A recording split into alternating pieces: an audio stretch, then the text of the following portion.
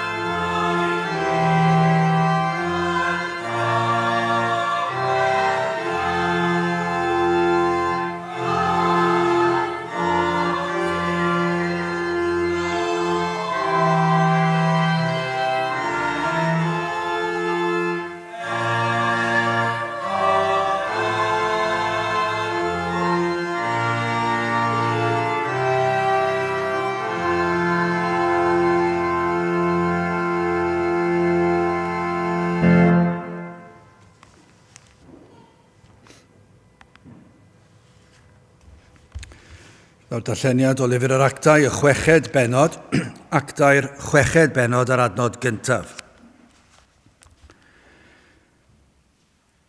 Ac yn y dyddiau hynny a'r disgyblion yn amlhau, bu grwgnach gan y Groegiaid yn erbyn yr Hebreaid am ddirmygu ei gwragedd gweddwan hwy yn y weinidogaeth feunyddiol. Yna 12 alwasant ynghyd y lliaws disgyblion ac y ddywedasant, nid yw gymesur i ni adael gair Duw a gwasanaethu byrddau. Am hynny, frodyr, edrychwch yn eich plith am seith wir da ei gair yn llawn o'r ysbryd glân a doethineb, yr rhai a Sodom a'r hyn o orchwyl. Eithyr ni a barhawn yn gweddi a gweinidogaeth y gair. A bodlon fyr ymadrodd gan yr holl liaws a hwyaeth y lasant Steffan, gŵr llawn o ffydd ac o'r ysbryd glân, a Philip o Ffrocorius, a Nicanor, a Thimon, a Pharmenas, a Nicolas, proselyt o Antiochia, yr rhai o sodasant hwy gerbron yr apostolion, ac wedi iddynt weddio hwy a ddodasant ei dwylo arnynt hwy. A gair Duw a gynyddodd, a rhifedir ddisgyblion yn Jerusalem a amlhaodd yn ddirfawr, a thyrfa fawr o'r effeiriaid a'i feddhasant i'r ffydd. Ydy'r Steffan yn llawn ffydd a nerth, a wnaeth rhyfeddodau ac arwyddion mawrion ymhlith y bobl. Yna cyfododd rhai o'r synagog a elwyr eiddo y Liberteiniaid, yr Cyreniaid, a'r Alexandriaid, a rhai o Cilicia ac o Asia gan ymddadlau a Steffan. Ac ni allent wrthwynebu'r doethineb a'r ysbryd trwy'r hwn yr oedd efe yn llyfaru. Yna gosodasant wir i ddywedyd, na ni a'i clywsom ef yn dywedyd y geiriau cablaidd yn erbyn Moses a Duw. A hwy ag yn arfasant y bobl, a'r heniriaid, a'r ysgrifenyddion, a chanddyfod arno, a'i cybiasant ef, ac a'i dygasant i'r gynghorfa. Ac a osodasant gai dystion, yr rhai a ddywedant, nid yw'r dyn hwn yn peidio dywedyd cabl eiriau yn erbyn y lle sanctaidd hwn ar gyfraith. Cynnes ni a'i clywsom ef yn dywedyd y distriwiau yr Iesu hwn o Nazareth y lle yma, ac yn newidiau e fe y defodau a draddododd Moses i ni. Ac fel yr oedd yr holl rai a'i steddant yn y cyngor yn dal sylw arno, hwy a welent i wyneb ef fel wyneb angel. A bydde bendith Duw ar ei air sanctaidd ef. Gadewch ni nawr droi at ein harglwydd mewn gweddi. Diolch yn y tîn waith eto Dduw am y fraint o cael dod ger dy fron, yn dod trwy enw a thrwy heiddiannau, dy fab a'n gwaredwr yr arglwydd Iesu Grist. Ac yn diolch unwaith eto bod ffordd wedi hagor i ni, i ddod i bresenoldeb, dy fod wedi darparu'r ffordd iachawdwriaeth, lle bod modd i bechaduriaid, dy alw yn dad, ac i ddod i gyd addoli, i ddyrchafu dy enw di, i ddiolch i ti am yr efengil sanctaidd, i ddiolch i ti am dy holl fendithion a'r holl freintiau sydd i'th blant. Ac felly ni yn diolch yn bod yn gallu dod gyda'n gilydd ata ti, at orseddfainc o ras, yn gwybod fod yna groeso, dy fod wedi agor y ffordd, dy fod wedi darparu y ffordd sydd yn ei wneud yn bosib trwy'r arglwydd Iesu Grist, i ni dy alw yn dadnefol. Ac felly fel dy blant i ni yn gofyn i ti, o'r newydd ar y sil hwn, y byddi di yn bendithio ein hoedfa, yn bendithio'r amser yma, diogelu'r amser yma o Dduw i ni yn ymwybodol iawn o'r frwydr, y frwydr yn mynd yn fwy ffyrnig fel petai o sil i sil. Yr cyflwr yn mynd yn anoddach ac yn dywyllach, ac o Dduw i ni yn ymwybodol iawn, o'n gwendid ni anhangen am ymweliad o ddifri. Yr angen i ti ddod lawr yn nerth yr ysbryd glân. Ac felly o Dduw, i ni'n gofyn i ti i ddod lawr i'n plith. Gad i ni deimlo rhyw gyffyrddiad o'r nef. I ni'n gofyn am gyffyrddiad mawr o'r nef. I ni'n gofyn am dywalliad mawr o'r ysbryd glân arno. Ond o Dduw, i ni'n gwybod fod hyn oll yn unol a thywyllus di. A byddi di yn dod yn yr adeg ac yn y modd yr wyt ti yn gweld yn iawn. Ond o Dduw, i ni'n diolch bod ganddyn ni'r hawl i ofyn i ti ddod. I adael i ni deimlo rhyw gyffyrddiad o'r nef. Gad i ni deimlo da gosatrwydd mewn emyn yn y darlleniad o Dduw, mewn gweddi, wrth i ni gyhoeddi dair, wrth i ni sgwrsio ar ôl yr oedfa. Y bydd yr ysbryd glân a'r waith yn rymus yn ein plith. Ac os nad wyt ti yn gweithio, o Dduw, ofer yw y cyfan. Ond os wyt ti yma, os wyt ti yn gweithio, yna mae'r amhosibl yn dod yn bosib. Ac felly ni'n gofyn i ti wneud yr hyn sydd i ni yn edrych yn amhosib. I ti'n cynhesu ni o Dduw yn gyntaf, i ti'n diwygio ni, i ti ddod lawr, i'n tywys ni nôl i'r lle y dylsen ni fod. A byddwn ni'n cyffesu ger dyfrondi bod ein cariad tuag at y ti mor aml yn oeraidd. Fod ein sel wedi pylu llawer, bod ni yn teimlo bod ni yn crwydro mor aml, mor hwydd i ni yn ildio'i temptasiwn. Maddau ni am hyn. Helpa ni i fod yr hyn yr wyt ti am i ni fod. Helpa ni i geisio dy wyneb ti, mae ti fydd pob peth i ni. Bydd ein celonau ar dan wrth i ni ystyried ffordd iachawdwr. Wrth i ni ddyrchafu'n llygaid tuag at y mynyddoedd o'r lle daw ein cymorth. Bydd ein celonau yn llamu oddi fewn. Felly o Dduw i ni yn gofyn i ti. I drigarhau wrthym ni o'r newydd yn ystod yr oedfa hon a thrwy gydol y dydd a nid yn unig yma ond ar hyd a lled y wlad a byddi di yn gweld yn iawn i dod at dy blant, at y bobl a byddi di yn nerthu y saint o Dduw yn y dyddiau yma a byddi di'n cael ynogi'r saint i ni sefyll yn fwy ffyddlon ac yn fwy cadarn. O Dduw i ni yn gwybod mae dim ond ti sydd yn gallu gwneud y pethau hyn. Felly o Dduw i ni yn gofyn i ti nawr i'n harwain ni yn ein haddoliad. Bendithiau'r oedfa, bendithiau'r dydd, bendithiau'r wythnos, i ni'n cyflwyno nos Iau i ti. Ac o Dduw, maddau ni o Dduw, yr disgwyliadau cnawdol yw na fydd na lawer ac unrhyw awydd i ddod. Ond o Dduw, os wyt ti ar waith, os wyt ti trwy nerth yr ysbryd glân, yn dod ac yn cyffwrdd ag enaid ac yn peri iddynt wybod am yr oedfa ac iddynt deimlo'r awydd i ddod i'r oedfa. Ac o Dduw, y bydd yr ysbryd yn dod lawr. Wrth i ni ganu dy glodydd, wrth i ni ystyried geiriau'r efengil ar ffyrdd emynau, wrth i ni gyflwyno ffordd iachawdwriaeth yn ystod yr oedfa.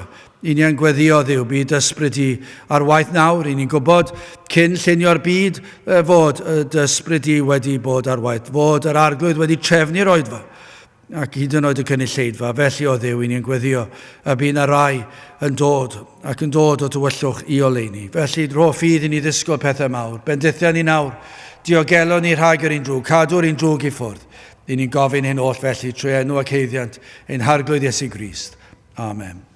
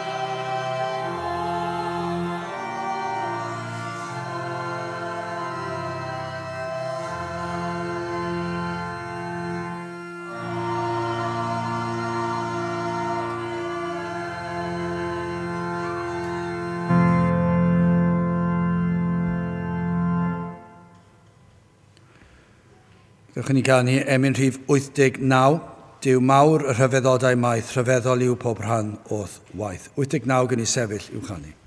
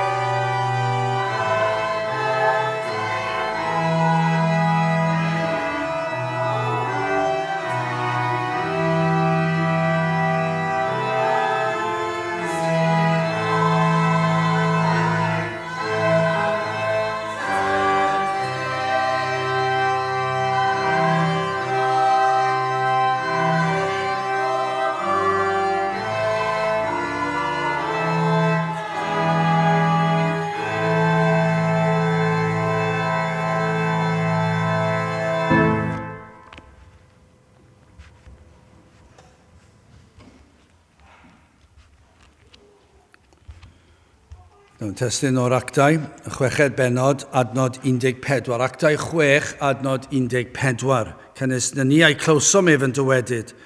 Y distriwiau yr Iesu hwn o Nazareth y lle yma, ac yn newidiau e fe y defodau a draddododd Moses i ni. Nawr, yn yr adeg honno, yn yr eglwys fore, roedd angen anferth yn yr eglwys am ddynion i wasanaethu'r arglwydd yn ymarferol i helpu yn y gwaith.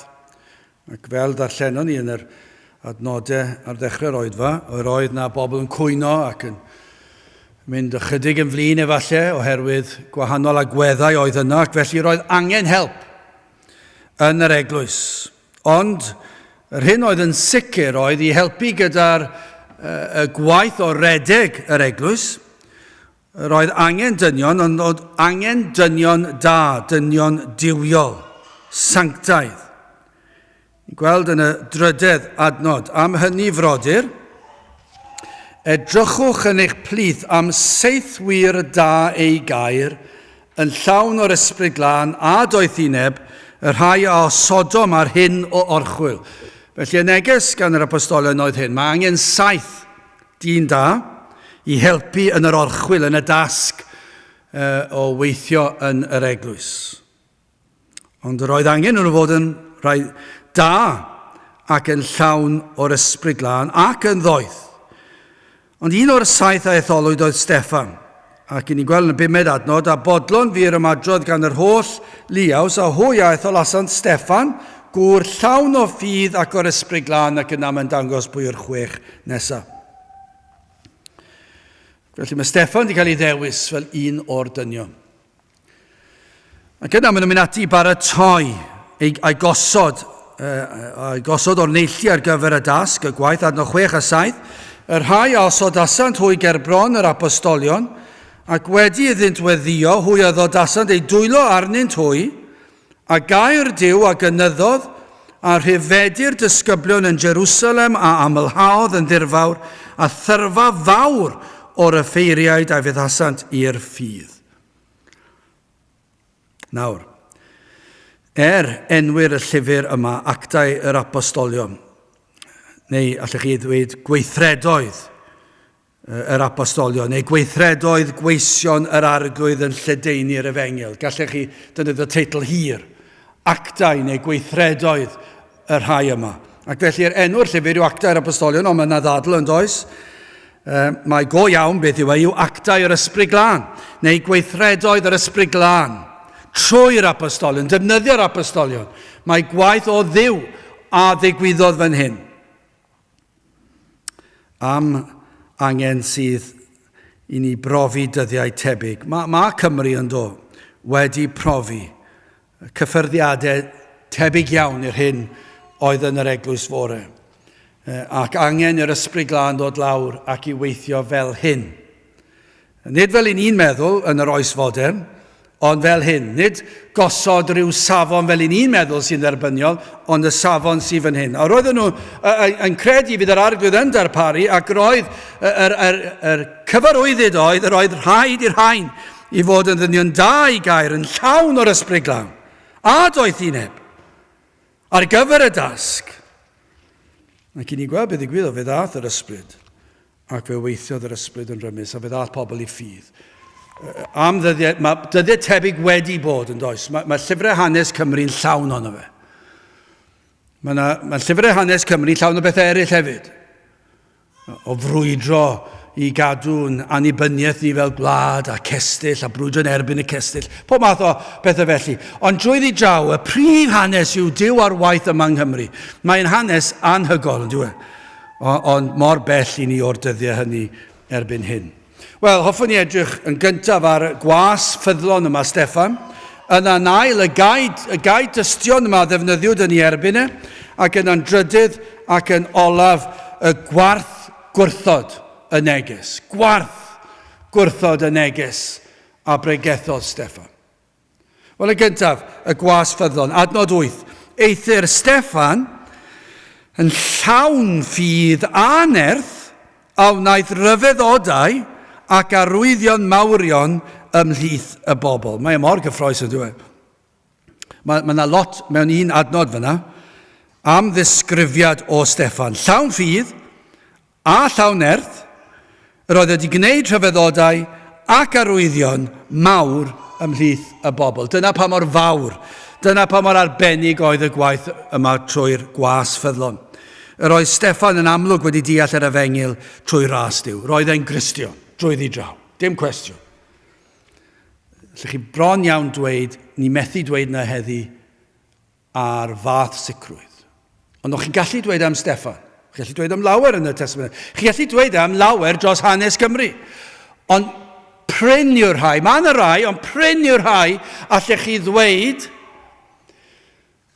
does dim cwestiwn fan hyn i fod yn blentyn yr arglwydd. Yr oedd yn llawn ffydd, adnod 5, a bodlon fi'r ymadrodd gan yr holl liaws a hwyaeth o lasan Steffan, gŵr llawn o ffydd ac o'r ysbryd glân. Roedden nhw'n sicr, doedd ddim amheuaeth. Roedd hwn yn blentyn yr arglwydd ac wedi cael ei osod gan yr arglwydd i wasanaethu'r arglwydd. Roedd yn ddyn da, roedd yn wr oedd wedi deall yr efengil. Ond nid dyma oedd y peth pwysica bod yr arglwydd wedi gweithio yn ei enaid Yr oedd wedi bod wrth droed y groes. Doedd dim cwestiwn. Doedd dim cwestiwn am y peth. Heddi, mae yna cwestiwn yn does. Nawr, dwi ddim yn dilyn y pethau ar y ffonau symudol yma am yr Facebooks a'r holl bethau. Sa'n gwybod beth sydd i gael bellach. Ond dwi'n gwybod un peth. Mae'r pethau yna yn adlewyrchu calon dyn. Dwi'n weddol sicr o'na. Mae'r adegau dwi wedi cael clywed, da wedi weld efo hunan, ond ail law i we, ond dros y blynyddoedd dwi wedi cael clywed am y pethau yma, mae pobl yn hoffi ar y pethau maen nhw'n ei ddilyn. A mae'n anhygol dro ar ôl tro, pan chi'n gweld pobl sydd wedi ymbellhau o'r efengil, chi'n gweld nhw'n hoffi pethau'r byd. Mae'n dweud wrthoch chi'n glir, dyma ble mae fy nghalon ni. Dwi'n hoffi'r math yma o gerddoriaeth, dwi'n hoffi math yma o beth, dwi'n hoffi math yma o raglenni. A maen nhw'n hysbysebu'r peth dros y lle gyd. Ac yna chi'n edrych ar lluniau nhw ar y pethau. Fi wedi gweld blynyddoedd yn ôl wedi lluniau priodas. Roedd y gwisg y merched mor anfoesol. Ac maen nhw'n i dangos nhw dros yr holl cyfryngau cymdeithasol. Drychwch arno ni. Edrychwch arno ni yn mwynhau'r ddiod. Edrychwch ar ein gwist ni yn dangos popeth. Edrychwch arno ni ar ffordd i ni mwynhau fel y byd. Ac mae yna yn cael ei hysbysebu dros y lle gyd. Ar y ffôn, chi'n mynd ar y ffôn yn ôl pob sôn, a chi'n gallu weld maen nhw'n hoffi hwn, maen nhw'n hoffi llall. Llawn bedolrwydd. Dros y lle gyd. Ac yna chi'n gofyn, wel, be ddigwyddodd? Chi'n gwybod be ddigwyddodd? Ydy rhain erioed wedi deall yr efengil? Un peth dwi'n deall ar y ffôn yw hyn. Pan dwi'n mynd i'r capel ar ddydd Sul, mae'r ffôn yn pingio ac yn dweud wrthau'r ffordd i'r capel. Pan o'n i'n gweithio bob dydd o'r wythnos, oedd yn pingio yn y bore yr ffordd i'r gwaith. Ar nos Fercher, mae'n dangos i fi ar y map ar y ffôn y ffordd i'r cwrgweddi. Nawr gael ofyn y cwestiwn yma, allwch chi ddychmygu Steffan? Allwch chi ddychmygu Steffan yn mynd ar y cyfryngau? Beth tai ffonau symudol i gael pryd hynny? Allwch chi weld, mae'n hoffi'r bedolrwydd yma, mae'n hoffi'r math yma o ddoliad, mae'n hoffi'r math yma o ddillad, mae'n hoffi'r math yma o'r beth, ac mae'n warth ar yr efengil? Allwch chi ddychmygu? Beth na? Dwi'n weddol sicr bydde pobl wedi ffeindio fe bron iawn yn amhosib, a bydde Steffan wedi dadlen wahanol. Bydde Steffan wedi dweud, os fyddech chi'n gwybod beth dwi'n bechadu rhyw fe enw, ni feddaf enw gwell. Pidwch a dilyn fi, dilynwch rhywun arall. Dyna be bydde Steffan wedi dweud. Bydde wedi bod mor ostyngedig. Bydde wedi dweud, dwi'n teimlo'n euog, dwi'n teimlo nad ydw wedi gwasanaethu'r arglwydd ddigon, dwi ddim yn teimlo fod yr hawl gen i fod yn un i wasanaethu wrth y byrddau. Pidwch a dewis fi, bydde wedi teimlo fel na. Ond dychmygwch, bydde chi a fi wedi ffeindio fe'n anodd i ffeindio unrhyw arwyddion o fedolrwydd ar ffôn symudol Steffan. Ond dyna sydd yn rhemp yn yr eglwys heddi. Bedolrwydd. Oes na ffyddlondeb i waith yr arglwydd i roed fan? Nag oes, does dim. Ond mae'n iawn, mae popeth yn iawn, achos does dim lled yn ei gwestiynau'r peth. Mae'n anodd yn yr oes hon. Mae bywyd yn wahanol heddi i 30 mlynedd yn ôl. Yn ôl pob sôn. I ni'n byw mewn oes wahanol. Dyw pobl ddim yn gyfarwydd ar disgwyliadau fel hyn ar fywyd Cristion. Does dim disgwyl i'r Cristion fod mor ofalus. Allwch chi ddim peidio rhoi pethau lan ar y ffôn symudol. Allwch chi ddim peidio hoffi'r math yma beth. Allwch chi ddim peidio mynd i'r math yma o le. Allwch chi ddim peidio ymgymeryd yn y math yma o ddiod. Mae pawb yn neud yma'n iawn. Ond dyna lefel le ni wedi cyrraedd. Mae e mor bell o'r Testament Newydd. Mae e mor bell o Steffan. Ni ddim yn sôn am yr arglwydd Iesu Grist fan hyn. I ni'n sôn am pechadur fel chi a fi. Ond roedd e'n ddyn da. Roedd e'n Gristion i'r carn. Roedd e wedi deall yr efengyl, yn do? Achos i ni'n gallu dweud hyn, roedd hwn yn llawn ffydd. Be mae hwnna'n dweud wrthych chi? Mae hwnna'n dweud wrthych chi bod e wedi gweld I bechod. Oedd wedi gweld I ffrynt ni. Oedd wedi gweld Crist ar y groes. Oedd e'n gallu gweld trwy lygad ffydd fod Crist yn fab I Dduw. A fod Crist wedi cadw'r gyfraith yn ei le. A fod Crist wedi cymryd y gosb yn ei le. A fod Crist wedi atgyfodi ar y trydydd dydd ac oedd yn credu hyn. Ac roedd e wedi dod at Grist wrth droed y groes trwy weddi ac yn gofyn maddef ymhechod. A dod at y ffynon a gafodd ei olchi'n lan. A gafodd ei wneud y wynach na'r eira. Yr oedd hwn yn Gristion, yr oedd e'n llawn ffydd, yr oedd e wedi deall yr efengyl.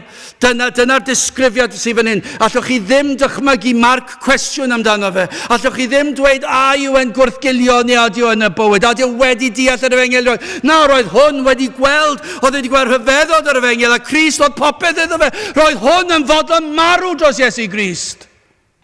Ni ddim yn sôn oedd e ddim yn fodlon colli nos Fercher, neu nos Wener, neu di Sul, neu Pnawn Sul, a oedd eisiau cael gorffwys, dim byd o'r fath yna. Roedd hwn yn fodlon cael ei ladd gyda cerig. Dyma beth oedd hwn fel. Dim chwarae bach yw hwn. Roedd hwn wedi deall tragwyddoldeb, ac roedd yn edrych ar Crist fel ei arglwydd a'i waredwr ac fel popeth. Yr oedd hwn wedi eneinio'r ysbryd glân. Rhoddwyd nerth I hwn. Hwn ni'n cael dweud na yn yr oes hon, ac ni'n cael dweud bod e wedi fedyddio ar ysbryd glân. Achos dwi ddim yn dderbyniol dim mwy. Ond dyma beth sydd eisiau. Eneiniad yr ysbryd glân ar weision yr arglwydd. Ac oherwydd hynny, gafodd e nerth. Fe gafodd y nerth yn gyntaf I wynebu gelynion yr efengyl. Achos oedd yr hyder oedd ganddo fe, mi roedd e'n hiawdwl, roedd e'n siaradwr, y cadar, oedd e'n gwybod I bethau, ond oedd y nerth gafodd e, ddim yn nerth corfforol, cnawdol, personoliaeth, yr oedd hwn yn nerth oedd I fri. Yr oedd Steffan yn gwybod beth oedd yn bosib I ddigwydd. Oedd e'n gwybod. Oedd e'n gwybod cyn i'r busnes yma ddod I ben, bydd yna berig mawr. Bydd yna'n sefyll yng nghanol darn o dir. A fydda pawb yn pigo cerig lan a'i taflu tuag at I ben. Nes fod e wedi cael ei ladd yn y fan a'r lle. Oedd e'n gwybod bod hwnna'n bosib. Ond fe roddodd yr ysbryd yn nerth iddo fe I fod yn ffyddlon.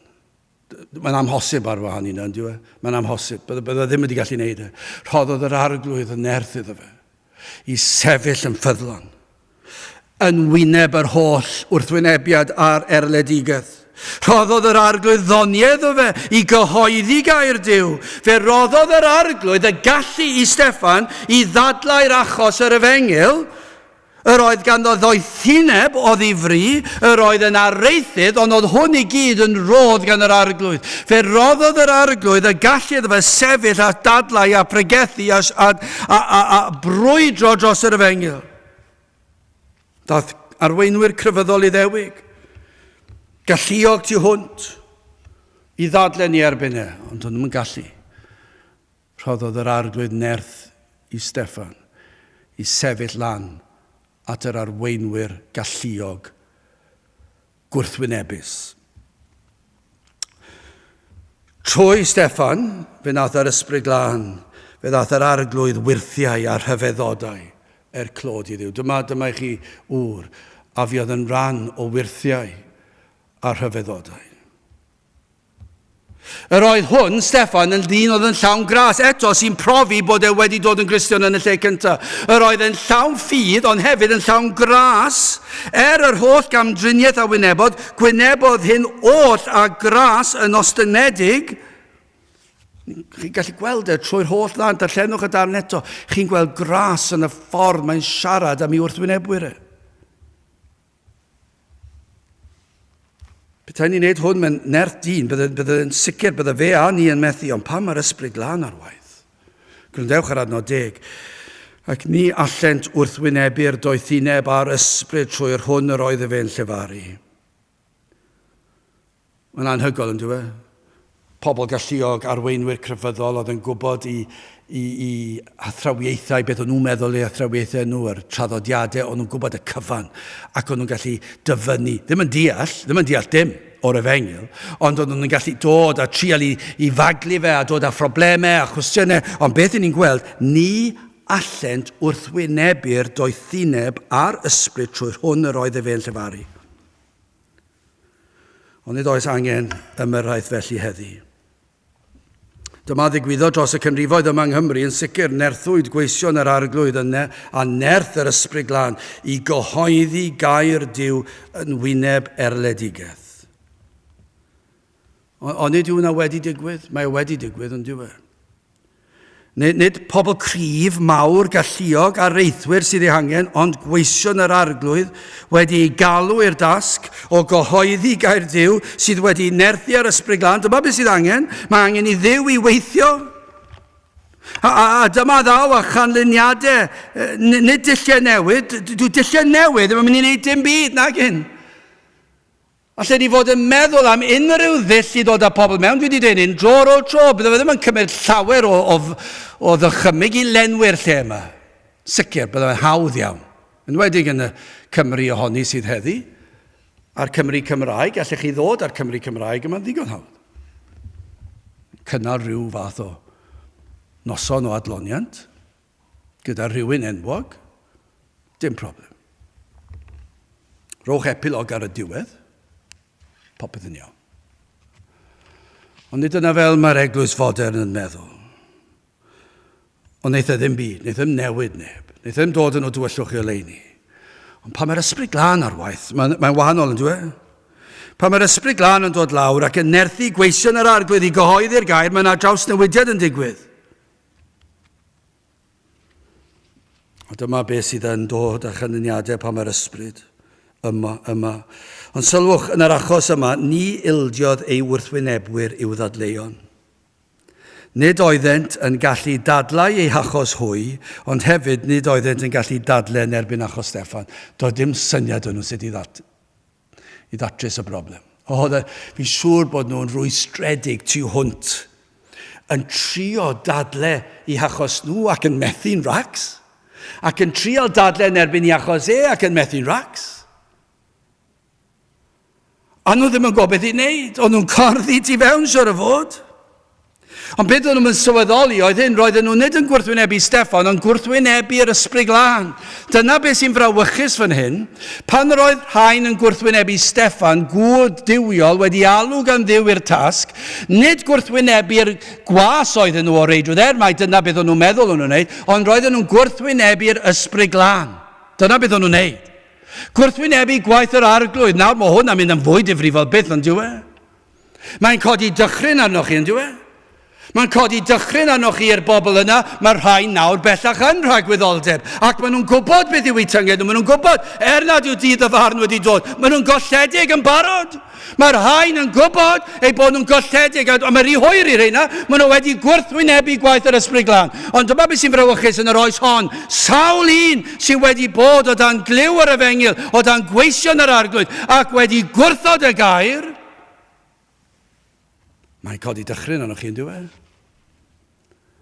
Mae wir yn siglo chi. Pan mae pobl yn gwrthwynebu gwaith yr ysbryd glân. Wel, yn ail, gyndewch ar hwn, gai dystio. Na i ddarllen adnod 11 hyd 14. Dyma i chi ddisgrifiad o be mae dynion, beth oedd rhain wedi wneud Bod nhw ddim yn gallu dadlau yn erbyn Steffan, ac oedd Steffan yn ennill y ddadl, ond nhw ddim yn gallu dod â'i dadleu nhw ger I fronau, bod nhw'n alluog, ond nhw'n gwybod ond nhw wedi cael eu dinistio'n llwyr mewn dadl, ddim yn gallu tynnu unrhyw dwll allan o'r hyn o'r oedd wedi areithio. Dyma I ymateb, ymateb dylai fod yn wahanol, ond dyma oedd ei ymateb nhw. Adnod 11. Yna, gosodasant wir I ddywedyd, na ni a'i clywsom yn dywedyd geiriau cablaidd yn erbyn Moses a Duw. A hwy a gynarfasant y bobl, a'r hyniriaid, a'r ysgrifenyddion, a chanddyfod arno a'i cipiasant ac a'i dygasant i'r gynghorfa, ac a osodasant gai dystion. Y rhai a ddywedant, nid yw'r dyn hwn yn peidio a dywedyd cabl eiriau yn erbyn y lle sanctaidd hwn a'r gyfraith. Cynnes, na ni a'i clywsom yn dywedyd y distriwiau yr Iesu hwn o Nazareth y lle yma ac yn newidiau fe y defodau a droddododd Moses I ni. Nawr, mae'n codi dychryn. Mae'n sawl peth. Nyn ni gyffwrdd yr rhai ohonyn nhw. Un o'r pethau sydd, mae hanner gwir yn beryglus yn diwedd. Chi siwr fod wedi clywed pethau fel hyn o blaen. Hanner y stori. Chi ddim yn gwybod yr hanner arall.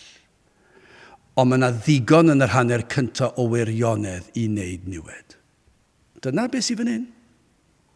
Does dim sôn am sut oedd Steffan na'r Iesu, does dim sôn am yr ysbryd o'n nhw'n siarad a beth wnaethon nhw na dim byd, ond yn tynnu allan o gyd-destun, ond hefyd yn yr achos yma, does dim dealltwriaeth o'r cyd-destun ganddyn nhw. Dyma beth sydd fan hyn, yr oedd rhain yn euog, o beidio eisiau gwybod y gwirionedd, o newid, ond rhoi digon o wirionedd bod rhywbeth wedi cael ei ddweud lawr y trywydd yma. Ond roi'r rhain ddim wedi deall yr efengyl. Mae'r fath o sefyllfa, lle bron iawn, chi'n dweud, mae'n gallu gwneud mwy o niwed na celwydd llwyr. Gai dystion. Chi'n gwybod o ble maen nhw'n dod? O'r pydew tywyll I hun. Ond sy'n byd wedi newid dros y cynrifoedd. Ond nid yw calon dyn yr un mor atgas a geliniaethus tuag at y gwir efengyl. Roedd y gwir a drefnodd y gai dystion yn awyddus, dyma sut rai oedd rhain oedd wedi trefnu'r gai dystion, roedd nhw yn awyddus I ddangos eu teyrngarwch I gyfreithiau a thraddodiadau ac arferion I ddewig. Ac roedd nhw yn mynd yn fwy llym, yn fwy eithafol, ac yn pwysleisio'r agweddau llym o reolau I ddewig, ac hefyd yn amheus o unrhyw un oedd yn gwiro o hynny, unrhyw un oedd yn ceisio newid unrhyw beth o'r reolau llym. Deddfol. Felly bron iawn clywed y heddi, yn dydych chi? Ond nid oes yna elfennau o fewn yr eglwys diwygiedig hyd yn oed sydd wedi mynd mor llym. Ar gymaint o bethau, chi'n meddwl ble mae'r galon yna, ble mae'r cynhesrwydd yna, ble mae'r gras. Bron iawn, chi'n gallu dweud I ba enwad yma nhw'n aelodau. Achos yr ymddygiad, achos yr ymddangosiad allanol. Nid, heb nabod nhw, heb siarad nhw. Mae lot o'r crefydd yn allanol, ond nid yw'n rhywbeth tebyg i'r Phariseaid. Yr elfen allanol o'r crefydd, ond nid oes na beryg o fewn yr eglwys efengyledd I fod yn allanol yn unig, yn un llawn gweithredoedd allanol, ond yw'r galon ddim yn iawn. A dyna'r peryg. Ac roedd rhain yn pwysleisio'r ochrau llym o'r traddodiadau I ddewig. A does neb yn sicr pam nad oedd rhain, o'r rhai oedd wedi trefnu'r gai dystion, pam nad oedd nhw wedi dod allan y cyhoeddi beth oedd ei problem gyda Steffan. Pam trefnu gai dystion? Bydden nhw wedi gallu dod a cyhyddo fe a pob math o bethau. Ei hun, ond fe drefno nhw gai dystion. Nawr efallai, roedden nhw am wneud yn siŵr, yn sicr nad oedd unrhyw amheuaeth yn y canlyniad. Falle dyna beth oedd wrth raidd y peth. Cymaint oedd ei hatgasedd. Ond mor gyfrwys oeddent. Roedden nhw am wneud yn siŵr mae marw fydd diwedd y gan. Doedden nhw falle ddim eisiau wneud unrhyw beth fydden amharu ar y diwedd hynny. Doedden nhw ddim eisiau I unrhyw un feddwl unrhyw beth arall, ond os nhw'n gallu cael gai dystion hefyd I ddweud hanner gwir, heb esbonio, byddwn ni'n llwyddo. Mor gyfrwys. Ac yn aml hyn sydd yn llwyddo. Ac mae'n gwneud gymaint o niwed yn diwedd. A mae'n gwneud yn fwy credadwy. Yn sicr defnyddio'n pethau byddai'n cyffroi'r dorf. Dyma be wnaethon nhw. Fe wnaethon nhw gyffroi'r dorf. Byddant yn gorliwio yr hyn a ddywedodd Steffan. Yn rhoi pwyslais, chi'n sylweddoli bod nhw wedi cablu yn erbyn Moses. Moses oedd y gyfraith, y 5 pennod, y llyfr cyntaf o'r ysgrythyr a'r gyfraith Iddewig. Dyna beth o'n nhw'n dweud.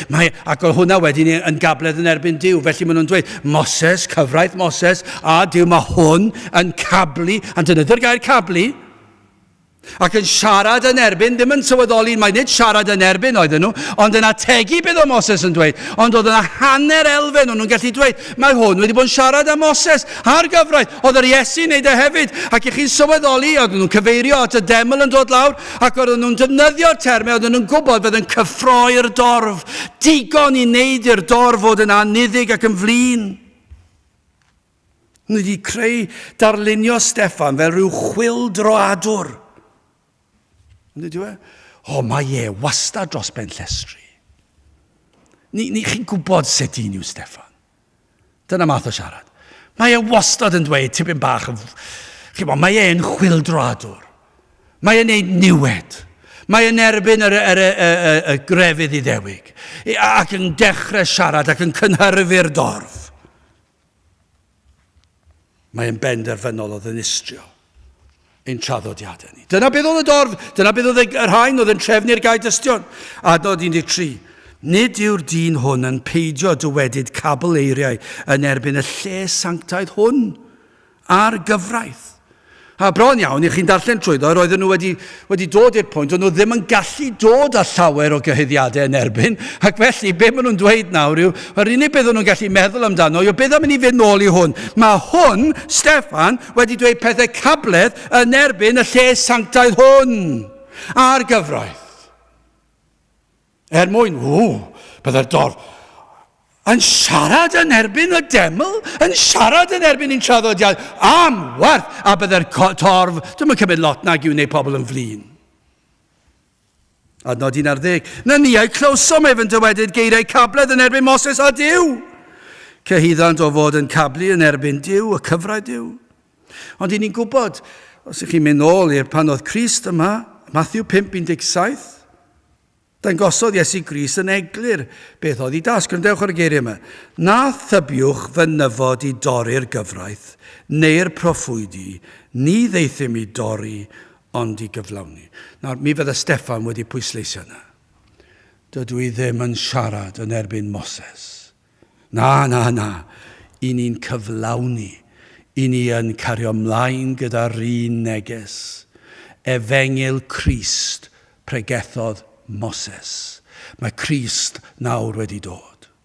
Dyna oedd Iesu Grist yn dweud, dwi wedi dod. Peidiwch a tybio i fi ddod i dorri'r gyfraith, na'r proffwydi. Dwi ddim wedi dod i dorri, ond i gyflawni. Na, mae hwnna'n ddigon clir. Ond achos bod yna geiriau am y gyfraith a'r Moses, roedden nhw wedi dweud, i chi'n cablu. Ac oedd hwnna'n ddigon i gynhyrfu'r dorf. Nid oeddent yn deall neges Crist, ac felly ni ddeallant neges Steffan chwaith, ac yr oedden nhw'n gaeth ac yn ddall. Yn sicr i chi, doedd rhain ddim yn deall neges yr Hen Testament o gwbl. Enghraifft i chi, na ddarllen rhai adnodau chi. Dyma i chi enghraifft o bobl oedd yn arbenigwyr yn yr Hen Testament, yn dangos i dallineb a'i twpdra. Matthew 15.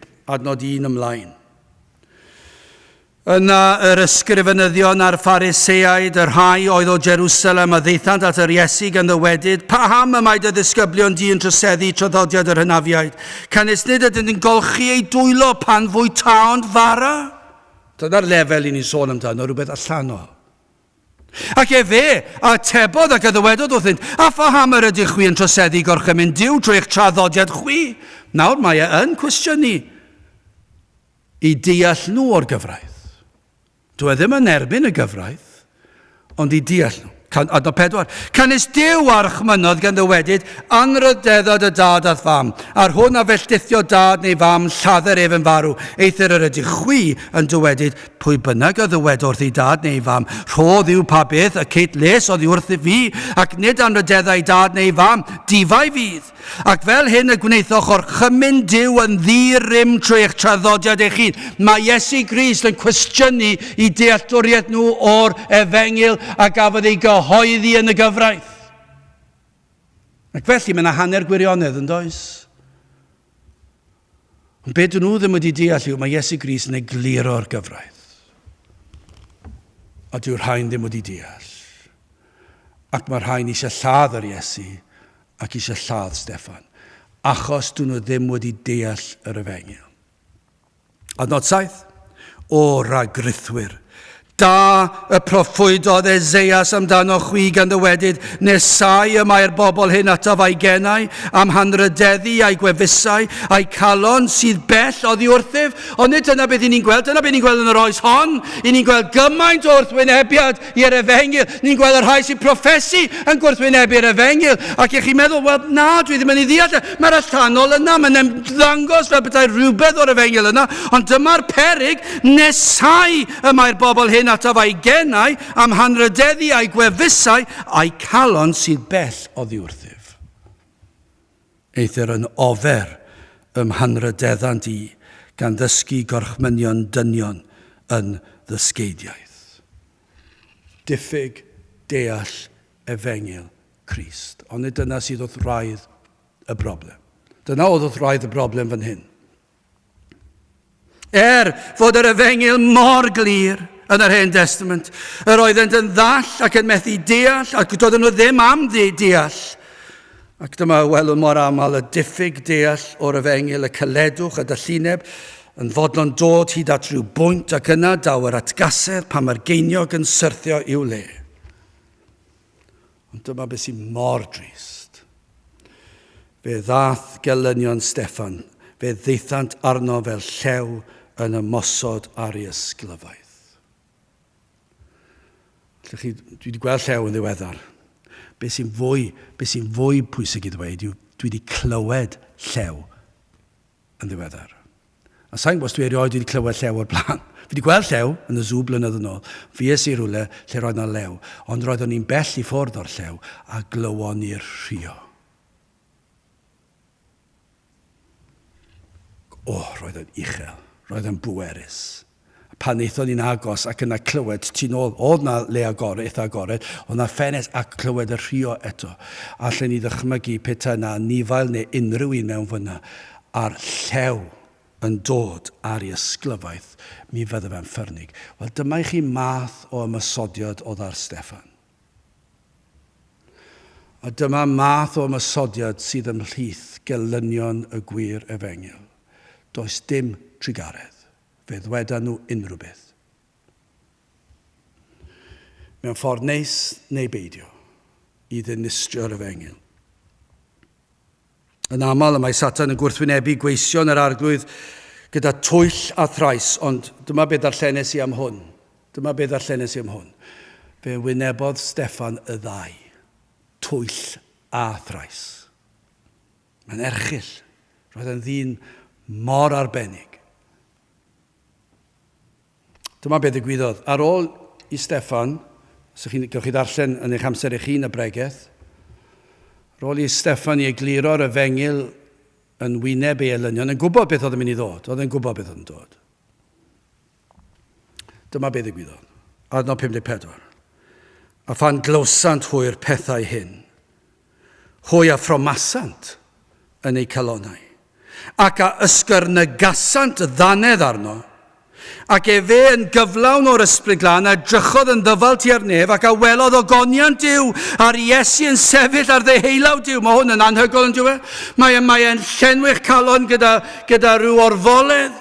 Fe drychodd y lan a fe welodd oedd ar ei ffordd i'r Iesu. Roedd Steffan ar ei ffordd, ond oedd ddim cweit wedi gorffen to, ond oedd ar ei ffordd, oedd e'n mynd i fod yn y nefoedd gyda'i waredwr mewn ychydig o eiliadau. Ac fe ddywedodd, wele mi a welaf y nefoedd yn agored mab y dyn yn sefyll ar ddeheulaw Duw. Yna y gweithasant a llef uchel ac a geiasant ei clistiau ac a rithrasant yn unfryd arno ac a'i bwriasant allan o'r ddinas ac a'i llabyddiasant. Llabyddio yw taflu cerig nes bod rhywun yn marw. Llabyddiasant a'r tystion a ddodasant ei dillad o drai dyn ieuanc elwyd Saul. Saul yn edrych ar hwn yn digwydd. Mi siwr salgwaith pan dath Saul i fod yn Paul ac yn Gristion. Mi siwr salgwaith deffrodd Paul yn ei gwsg cofio marwolaeth Steffan gwas yr arglwydd. A hwy a labyddiasan Steffan, ac fe yn galw ar Dduw ac yn dweud, gryndwch, dyma chi ras. Ac yn dweud, arglwydd Iesu, derbyn fy ysbryd. Ac fe astyngodd ar ei luniau ac a lefodd a llef uchel. Na mae hwn tra bod cerig yn cael ei taflu ac yn bwnsio oddi ar ei ben. So chi wedi cael un carreg mewn brifo. Arglwydd, na ddod y pechod hwn yn ei herbyn. Ac wedi iddo ddywedyd hyn fe a hunodd bu farw. Yr oedd hwn yn fodlon pregethu yr efengil heb gyfaddawd hyd farwolaeth. I orffen yn fyr. A dim ond un ffordd gellir gorffen fan hyn. Gwarth Gwrthod. Mae'n warth yn dwi. A mae uffern o flaen yr rhai sydd yn gwrthod yr efengil. Holl dystiolaeth yr Hen Testament. Holl dystiolaeth ei cyfraith ei hun fel pobl, ei proffwydi hwy, be wnaethon nhw fe wrthodant yr efengil. I Gris trigo yn ei plith, iddo weinidogeithi yn ei plith, ei dysgu nhw, iddo wneud gwirthiau yn ei plith, i'r Iesu helpu yr anghennus, iddo wneud gwirthiau, pob un a oedd yn datgan mai mab Duw oedd yr Iesu, bod hwnna gyd yn wir, I Steffan ddod a chyhoeddi gair Duw iddynt, I Steffan bregethu iddynt a parhau'r weinidogaeth. Mor eglur oedd ei neges, nid oeddent yn gallu dweud dim yn ei erbyn hyd yn oed. Do'n nhw ddim yn gallu ffeindio rhywbeth i feio fe amdano. Ond nhw'n gwybod bod nhw'n grac gyda fe, ond nhw'n gwybod bod nhw'n ei gysau ond nhw ddim yn gallu meddwl am unrhyw beth, ac mwyn wneud unrhyw beth, ond nhw'n neud rhywbeth lan. Ond nhw'n dod â gai dystio mewn, dweud celwydd amdano fe. Ac felly, mae wnaethon nhw drefnu hyn i gyd. Am warth. Gallech chi gael ymlaen heddi. Yr holl greadigaeth yn gweiddi allan atoch chi gredu'r efengil. Y mae gair Duw yn datgan, rhaid i chi gredu'r efengil. Y mae hanes a'r rhagluniaethau Duw drwy gydol hanes y byd yn gweiddi allan i edifarhau ac i gredu'r efengil. Roedd yn warth iddynt wrthod yr efengil a chysau'r neges a'r gwas y gyhoeddodd y neges. Roedd yn warth ar rhain, be wnaethon nhw? Roedd yn warth bod nhw wedi gwrthod neges Crist. Roedd yn warth bod nhw'n codi dwrn at Duw. Roedd yn warth iddynt labyddio gwas yr arglwydd. Hyn hyd yn oed ar ôl gweld hyn. Gwrandewch ar adnod 15. Pan chi'n meddwl am hwn. Adnod 15 a dweud hyn. Ac fel yr oedd yr holl rai eisteddent yn y cyngor yn dal sylw arno, hwy a welent ei wyneb fel wyneb angel. Os nad yw hwnna'n sêl gan Dduw, credwch beth yw'r neges. Mae presenoldeb Duw fan hyn. Presenoldeb Duw gymaint y mae wyneb fy ngwasi yn disgleirio fel angel. Mae ar fi'n ymuno gyda'r Iesu a'r angylion. Ac yr oedd presenoldeb Duw mor real. A maen nhw dal yn ei laddau. Mae'n warth yn dweud. Fe gafon nhw sêl Os oedden nhw'n amheus ac yn meddwl, dwi ddim yn siŵr o dyw hwn o Dduw, yna fe nôl o Duw i bresenoldeb yn y fath ffordd, yr oedd yn rhoi sel o ddifri, y mae hwn yn dweud y gwirionedd, ac fe wnaethon nhw dal wrthod, am rybydd sydd yma, chi sydd yn gwrando efallai, neu wedi bod yn gwrando. Falle bod yna rhai yn gwrando, sydd yn gwrthwynebu. Wel, yr unig beth fedrwn ni ddweud ar sail gair Duw fe fydd atebolrwydd. Os i chi wrthod cyfle ar ôl cyfle i ildio i Grist a'i efengyl. Fe fyddwch chi'n atebol. Ond dyma yw'r efengyl, dyma gras, yw os oes yna rhywun yn gwrando sydd yn euog o hyn, y mae'r arglwydd yn rhoi cyfle arall i chi edifarhau. Dyna bob tro. I ni ddim yn dweud hyn mwyn i parddio a dweud pa mor ofnadwy chi a fyddwch chi'n golled. Na, beth ni'n dweud yw hyn, os ydych chi yn un o'r rhain sydd wedi gwrthwynebu yr efengyl. Y gwir efengyl hynny yw, ddim chwarae gwmpas gyda rhyw grefydd a phroffes, y gwir efengyl, ac i chi wedi troi cefn ar y gwir efengyl, yna credwch chi hyn fe fydd atebolrwydd, ond dyma yw'r efengyl, y mae'r arglwydd yn rhoi gwahoddiad i chi i ymateb iddo fe, trwy ei rasef bod maddeuant ar gael i chi. Yr oedd Saul yn rhan o'r dorf, a trwy ras fe ddath ei gredu. Fe allan efo rhai sydd wedi bod yma blynyddoedd yn ôl, yn rhan o'r gynulleidfa, ac yna wedi troi yn erbyn. Ond dyma yw gras yr efengyl. Os nad oedd rheini'n deall yr efengyl, ac yna'n gwrando, dyma'r neges, os i'r arglwydd faddau Paul, yma'r gwahoddiad i chi hefyd. Peidiwch chwilio am resymau i ddadlau. Peidiwch chwilio am resymau i wrthod. Peidiwch newid rhannau o'r efengyl i siwtio'ch barn chi. Be mae'n dweud yw'n plygwch, ildiwch i air Duw. Dewch yn eich pechod. Dewch a chyffeswch a phlediwch am faddeuant. Dyna'r efengyl. Ac dyma'r cyffro yw yr rhai sydd yn dod at Grist fe fydd e maddau iddynt. Dyw e ddim wedi gwrthod neb. Hyd yn oed os ych chi wedi bod yn wrthwynebus i'r efengyl ac wedi cablu ac wedi dweud pob math o bethau, mae'r efengyl yn gweiddi mas, dewch at y fi, dyma be Iesu Grist, dewch at y fi, pawb sy'n flinderog, ac fe fydd na faddeuant, a golchiad, a heddwch, a bywyd tragwyddol, a mabwysiad, allwch chi ymlaen. Mae'r termau yno i gyd i chi, ble fedrwch chi gael rhain wrth droed y groes? Dewch at y groes. Dwi wedi bod naddo, os i chi ddim wedi deall, chi ddim wedi bod at droed y groes. Dewch at droed y groes. Ni'n dweud dewch at broffes. Dewch at arwyddio darn o bapur. Dewch at Grist. Dewch at droed y groes. Cyffeswch eich pechod. Ac wrth ddod, fydd yn rhoi ffydd i chi gredu, ac i edifarhau, a fydd yn eich golchi chi yn wynach na'r eira. Peidiwch a fod yn euog o gam gyhyddo. Canis na ni a'i clywsom efn dywedyd y distriwiau'r Iesu hwn o Nazareth y lle yma. Yn newidiau e fe defodau a dradodod Moses un o na. Fe ddath ei gyflawni. Fe ddath e i farw drostoch. Felly dewch at Grist. Trai fod yn agos, galwch arno. Trai fod gerllaw.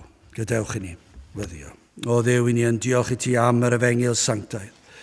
Yn diolch am weision yr arglwydd fel Steffan, fel Paul, fel rhai dros y canrifoedd, ac yn gweddio Dduw am nerth yr ysbryd glân i ddod lawr eto yn y dyddiau yma. A byddai di yn dod ac yn bendithio, ac yn dod â phobl o dywyllwch i oleuni. Te'r gweithio neu plithio, gela ni nawr, i ni'n gofyn hyn o trwy enw ac eiddiant yn harglwydd Iesu Grist. Amen. Dewch ni orffen i'n gwasanaeth trwy ganu rhif 303.